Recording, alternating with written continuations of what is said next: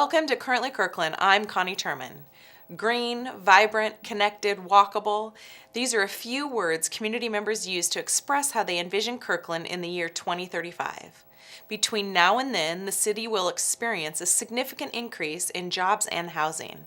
The comprehensive plan is currently being updated to prepare for this growth, inspired by the values shared between Kirkland residents and city officials. The plan includes guidelines on how we can sustain Kirkland's beauty for future generations, where we should concentrate future growth, and how to become the community envisioned by those who live here. Kirkland residents strongly value a walkable community now and in the future.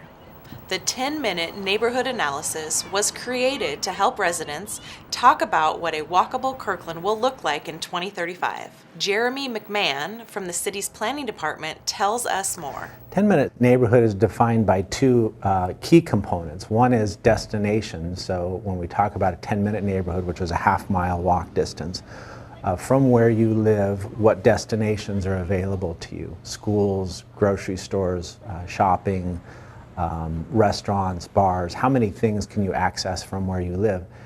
Which brings up access is the second key attribute, which is can you get from point A, your house, to point B, which is one of those destinations? Yes, I prefer to walk, but sometimes it's not an option. So like for grocery shopping, I don't want to carry all those groceries. So I actually used to live where the Albertsons was, right next to it, and I would just go there for like convenience. But since they closed it down, now I have to take my car to Safeway or QFC. So the 10-minute analysis lets us take those two attributes and assign them and figure out where are Kirkland's most walkable neighborhoods. Walkable neighborhoods have been placed on heat maps as references for future planning.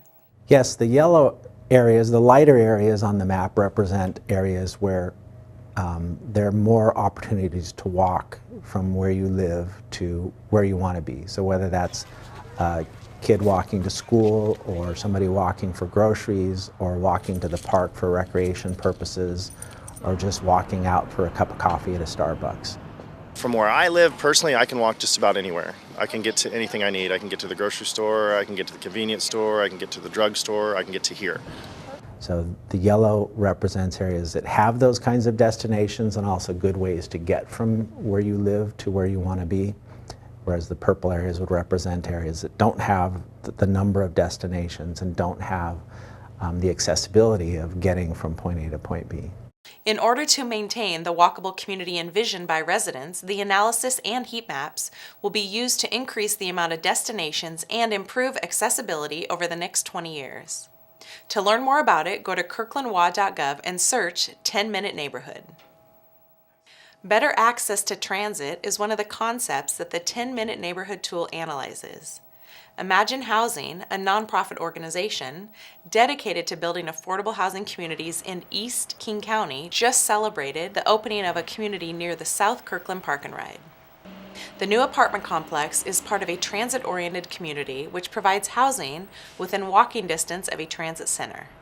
In our continued series about nonprofit agencies making a difference in Kirkland, we spoke with Ann Levine, Imagine Housing's executive director.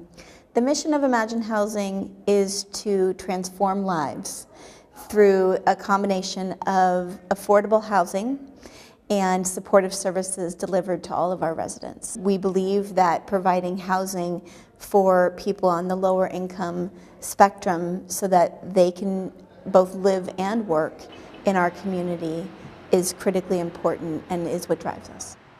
Imagine Housing builds affordable housing for homeless families, veterans, survivors of domestic violence, seniors, and other low-income people.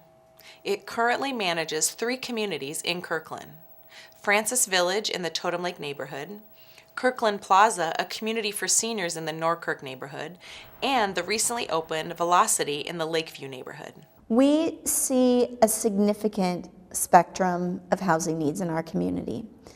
And it ranges from people experiencing homelessness, including homeless veterans, to low-income seniors on fixed incomes, to people with disabilities also on fixed incomes, often if they can't work, and people who are working in our community but don't earn enough money to be able to afford the exorbitant housing prices in our beautiful eastside community. For more about Imagine Housing, search imaginehousing.org. The Salmon Watcher program is a multi-jurisdictional effort focused at protecting salmon and educating the community in the process. The program involves volunteers watching streams for spawning salmon in King and Snohomish counties. This effort mainly focuses on waters within the Lake Washington watershed. We turn to Jennifer Vanderhoof with the King County Water and Land Resources Division to tell us more. We are at Longfellow Creek, and this is in the city of Seattle's jurisdiction. We're in West Seattle right now, and there are coho spawning right behind us, or they're at least acting like they're about ready to spawn. When they come in through the locks, they start changing their color. When you see them in the ocean, they're silver. By the time they're ready to start spawning, we call it colored up. So right now, this male behind me is red, quite red in color. Now, when they really get down to business, usually you'll see a pair, a male and a female, and the female is usually more drab in color. The male is wanting to compete for her attention, so she'll spawn with him. And then when she's chosen a mate, some of the behaviors you might see will be what they call gaping, so the male opens his mouth.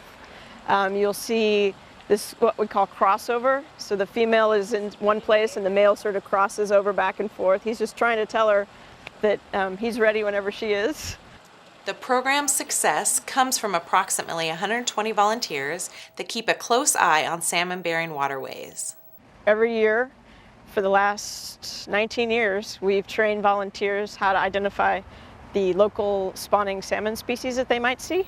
Although Sean Wellander, a Kirkland resident and volunteer, hasn't seen a salmon yet on his watch at Juanita Creek, he knows what to look for. Chinook, sockeye, coho, chum, pink, and cutthroat. This is the first year I've done it. I'm a rookie. I've come out about 8 times and I have yet to see a fish, actually, a salmon. I've seen some crayfish and one about 6-inch that I'm guessing was probably a freshwater trout, but I've not seen any salmon. I've heard there's one, someone's seen one a little farther upstream, so I'm hopeful. If you are interested in the Salmon Watcher program, go to kingcounty.gov/Salmon Watcher. 'Tis the season to be busy, and here's an event for your holiday calendar. Kirkland Winterfest Holiday Tree Lighting and Music Festival takes place on November 30th from 2 to 6 p.m. in downtown Kirkland. For event information, visit kirklanddowntown.org/winterfest.